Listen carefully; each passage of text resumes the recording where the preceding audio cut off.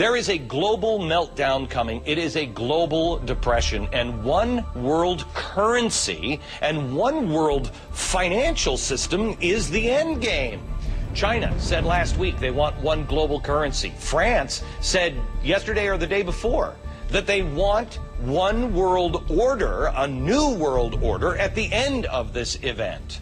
That's the great decision, the great risk management decision he has to make right now. And for a guy who's getting positioned to be the systemic risk manager for the whole global economy under the new world order of Barack Obama's regulatory regime, the whole global economy under the new world order of Barack Obama's regulatory regime, I hope that he makes the correct risk management decision here and opts for inflation instead of deflation. Today, Europe can propose the principles and rules that will shape a new global order. A kind of occasion where the crisis calls into question old certainties and minds are more open to change. These are very special moments. The goal should be to devise a system of global financial governance adapted to the challenges of the 21st century. Really a new world order can be created. It's a great opportunity. When really a new world order can be created, it's a great opportunity. It isn't just a crisis. And people talked then, in 1990, of a new world order. And it's only now that we can begin to understand that the world order that globalization brings and what it's going to look like, it's driven forward now not just by the balance of military strength, the Cold War times, or ordinary political power. It's being driven forward by a seismic shift in economic power that we see around us. But what does the New World Order mean for countries like ours, who is what I believe is our destiny of success in this New World Order? So, in conclusion, ladies and gentlemen, a new world is emerging. It is a new world order with significantly different and radically new challenges for the future. Democratic presidential hopeful laid out his vision for America's place in a new world order, saying he was speaking as a proud citizen of the United States and a fellow citizen of the world. The necessity for a new world order. A, because of what's taken place in the Middle East, the rise of different kinds of groups, and B, what's happened in Asia, meaning that there has been a shift from the West to the East. There's a need for a new world order.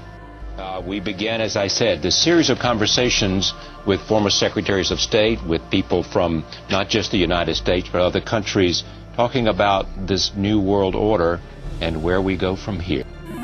CBS anchorman Walter Cronkite was among the recipients of the WFA Award. Thank you very much. Today we must develop federal structures on a global level to deal with world problems. We need a system of enforceable world law, a democratic federal world government. In a closed-circuit hookup, Hillary Clinton congratulated Cronkite. For decades you told us the way it is, but tonight we honor you for fighting for the way it could be. In this new world, how religious faith develops will have a profound impact. And when it says Novus Order Seclorum, you can find it in your pocket. It's on the dollar bill. A new order for the centuries. It's about the future of Europe and a new world order. Good evening, everybody. President Obama and British Prime Minister Gordon today calling for a new world order to tackle our global economic crisis. President Obama said globalization can be an enormous force for good. Prime Minister Brown again pushing for what he calls a global New Deal paid for by the United States. A meeting of the U.S. President and British Prime Minister used to mean talk of war and peace, but it's all about the global economic meltdown now. As far as the common interests that we're pursuing, look, there is the possibility in the next few months of a global New Deal that will involve all the countries of the world.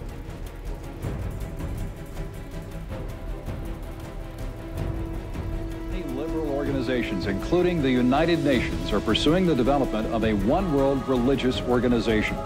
Today, on the United Nations' 55th anniversary, CBN News reporter Wendy Griffith takes a look at what's behind this push for a global religious voice. After a while, while, the drums, chants, and prayers representing many of the world's leading religions all started to sound alike, somehow losing their flavor in a melting pot of spiritual soup. Robert McGinnis with the Family Research Council says it appears the hidden agenda is to unite people under one religious organization so they will peacefully accept UN goals such as population control, abortion rights, and one world government. Instead of all these different gods, maybe there's one God who manifests himself and revealed himself in different ways to different people. You know, what about that, huh? CNN founder and billionaire Ted Turner was the honorary chair of the World Religion Summit. Turner, known for his critical views on biblical Christianity, promoted the New Age concept that there are many ways to heaven. The thing that disturbed me is that my religious Christian sect was very intolerant, not intolerant of religious freedom for other people, but they thought that we were the only ones going to heaven. Supporters of a global religious voice have come down hard on evangelical Christians who refuse to adopt their New Age agenda. Although the URI says it is not a religion, critics say it does preach a theology that teaches acceptance and diversity among all faiths. Those who push for a global religious organization believe that all religions, while different on the surface, are each valid pathways to God. There is a big thing that's going to happen in London at this G20, and then they're hiding it, they're camouflaging it, they're not talking about it. Coordination of international regulation. What they are going to do is to put our Fed and our SEC under the control, in effect, of the IMF. Oh, come on. They're You believe they'll do this? That's what was in the draft agenda. They call it coordination of regulation. What it really is putting the American economy under international regulation. Yeah. And those people who have been yelling, oh, the UN's going to take over global Conspiracy government. theorists. They've been crazy, but now they're right. Yeah, well, when It's happening. Geithner said he would be open to the idea of a global currency last week. Yeah.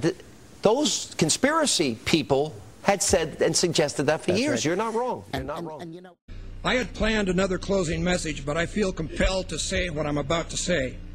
Now, I risk sounding like a conspiracy theorist, but it's no longer a theory. What I'm about to say is fact. The secret organizations of the world power elite are no longer secret.